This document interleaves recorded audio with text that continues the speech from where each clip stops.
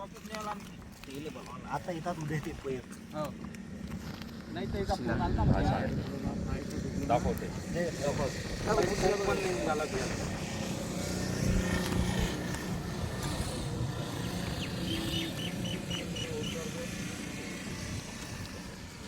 दादा याच्यात एक गोष्ट आणखी असतो ना, यांनी खामगावरून बियाणं घेतलं, निरातेच पोते भरलं, शेतकऱ्यांना विकलं 40 रुपये.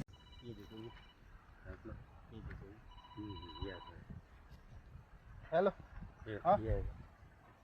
हो येऊन राहिला रे बा. सांग दादा बोला ना. काल डबल पेपर साफ दिले रे का काहीच वांदा नाही. हे एकदम तो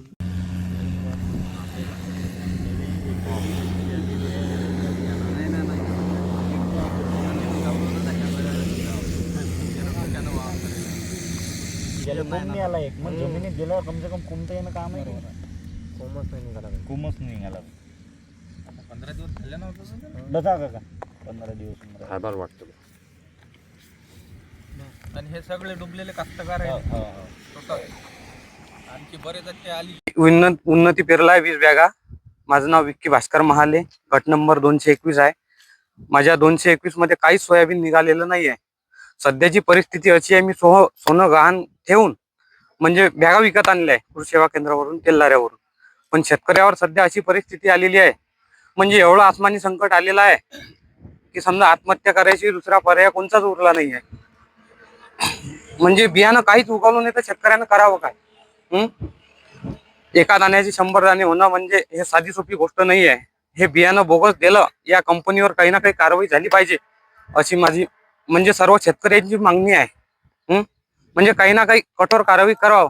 हे बोगस बियाणं देतात, एकदम म्हणजे बकवास कारभार आहे. काही बुरची चढलेली, काही कसं म्हणजे काय बॅगेत भरून राहिले हे म्हणतात. आम्ही स्वतः भरलं का बॅगेत फोन लावला? म्हणजे हे भरलं कोणी हे साहेब मला सांगा तुम्ही. म्हणजे खूप आसमानी संकट आलेलं आहे. आपण दहीगाव परिसरामध्ये आहोत आणि या ठिकाणी आम्ही ना सर्व शेतकऱ्यांनी दहीगावातल्या आम्ही ना उन्नती नावाचं बियाणं पेरलं होतं सोयाबीनचं, आणि त्यामध्ये थोडंही ते उगवलं नाही. त्याला बुरशी चढलेली आहे. बुरशी चढलेली असताना त्याला 15 दिवस झाले, कोंब सुद्धा आलेला नाही. अशा परिस्थितीमध्ये या सरकारच्या या कंपन्यांना जेव्हा फोन केला जाते तेव्हा ते आम्हाला म्हणतात, आम्हाला माहित होतं का त्याच्यात काय पेरलं आणि कसं टाकलं आणि काय होतं, ते उगवलं नाही तर त्याचा दोष तुमचा आहे, आमचा थोडी आहे, आम्हाला थोडी माहित आहे. मग यांची काहीतरी जबाबदारी आहे. आज दुपार पेरणीचं संकट आहे असं म्हटलं जाते की बा हातची पेर येत नाही. मग 15 दिवस झाले आम्ही पेरण्याले, पण अजून आमचं बियाणं त्याला साधा कोंब सुद्धा आलेला नाही. आमच्यावर एवढं मोठं संकट आहे. माझं एवढं मोठं क्षेत्र पडीत राहिलेलं आहे की ज्या क्षेत्रामध्ये आज काहीच उगवत नाही. आता पेरलं तरी ती उगवेल की नाही याची क्षमता नाही आहे. सगळं कर्ज काढून इकडून तिकडून पैसा जुळवून आम्ही पेरणी केली, आणि आता दुबार पेरणीचं संकट आलं. आणि दुबार पेरणीला शासनानं काहीतरी मदत करावी जेणेकरून आमचं जगणं सफल होईल. जे एका दाण्याचे 100 दाणे आम्ही करणारे आहोत, जगाचे पोशिंदे आम्हाला म्हटलं जातं, पण माझ्याकडे, आमच्या शेतकरी राजाकडे सगळ्याकडे दुर्लक्ष होत आहे.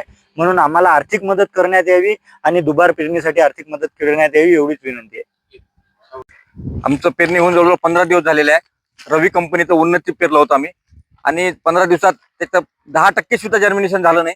आम्ही याबाबत कृषी विभागाकडे तक्रारी दिल्या, त्यांची पाहणी सुद्धा झाली. काल कंपनीवाला माणूस येऊन गेला आणि पाहणी करून गेला, पण आम्हाला कोणताही अजून न्याय मिळाला नाही, किंवा कोणत्या बॅगा मिळाल्या नाहीत, किंवा कोणता खर्च मिळाला नाही आतापर्यंत. तरी आम्हाला कृषी विभागाकडून, शासनाकडून अशी गरज आहे की अशा कंपनीवर बॅन आणा आणि शेतकऱ्यांना न्याय मिळवून द्या, एवढीच आमची विनंती आहे.